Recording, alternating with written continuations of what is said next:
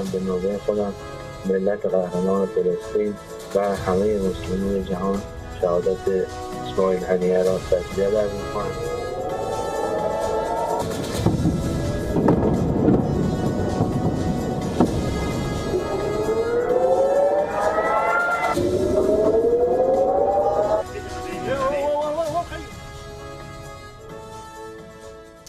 All right, let's shift our attention to the situation in West Asia. It's on the brink of another war, a much larger, dangerous conflagration. It's not a matter of if, so much as a matter of when. All signs point to a war in the next 24 hours. Just look at what's happening today. The United States is boosting its forces in West Asia. Israel is preparing bunkers for its leadership in Jerusalem. Lebanon has received medical aid in anticipation. Vacationers are fleeing the region as fears of an Iranian attack on Israel grow. US President Joe Biden is expected to meet national security team to discuss the situation, with both sides showing no signs of backing down. The question is, what will it take to stop an all-out war between Israel and Iran? Here's what's happened today. The United States and its allies are worried. The G7 called for restraint and de-escalation in the region. The statement from G7 nations came on Monday, a day after U.S. Secretary of State Antony Blinken told allies that an attack by Iran and Hezbollah against Israel could take place as soon as Monday. The G7 urged all involved parties to refrain from perpetuating the cycle of violence and engage constructively towards de-escalation. It's nothing we haven't heard from them before.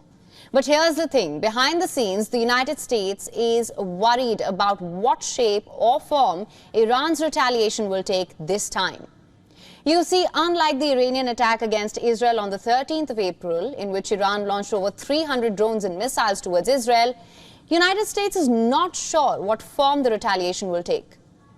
The United States has also boosted U.S. forces in the region. They say it's for defensive purposes only. But we all know what American boots on the ground means. It means diplomacy has failed. Reports say that the United States asked its partners to warn Iran. By restraint, Iran could improve relations with the West, but an attack could result in harsh retaliation. Iran, it seems, told Arab diplomats that it did not care if the response triggered a war. Still, we're hearing that US diplomats are doing all they can to avert a wider war. Meanwhile, in Israel, underground bunkers are being prepared in anticipation of an Iranian attack. Israel is operating under the assumption that an Iranian response could be far more dangerous than it was when tensions flared up last in April.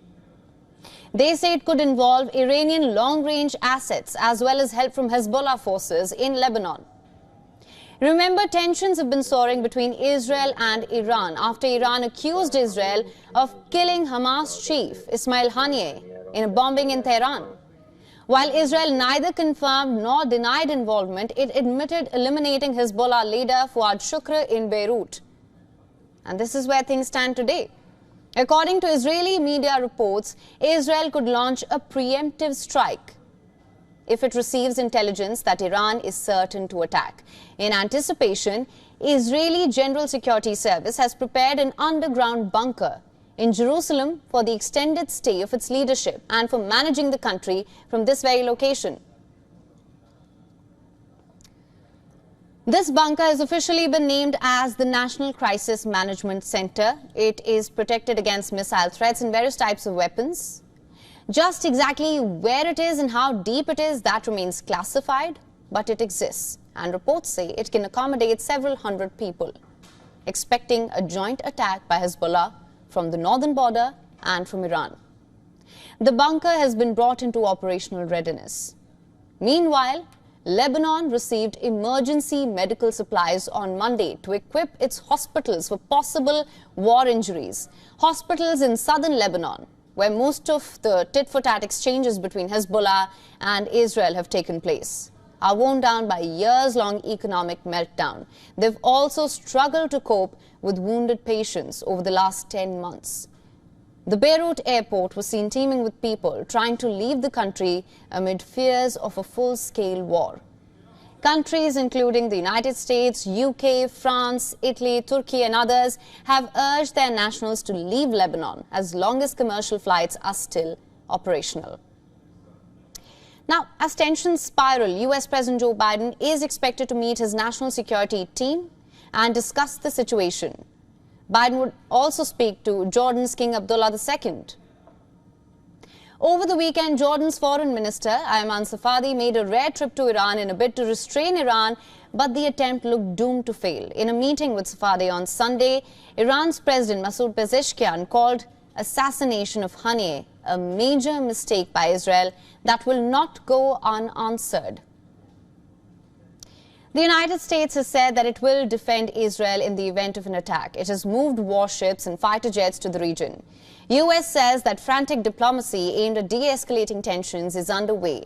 But both the United States and Israel have said that they are preparing for every possibility. But despite diplomatic efforts, from where we are sitting, Israel is already in a multi-front war with Iran. The question is, can the United States stop it from turning into absolute mayhem? We'll have to wait and watch.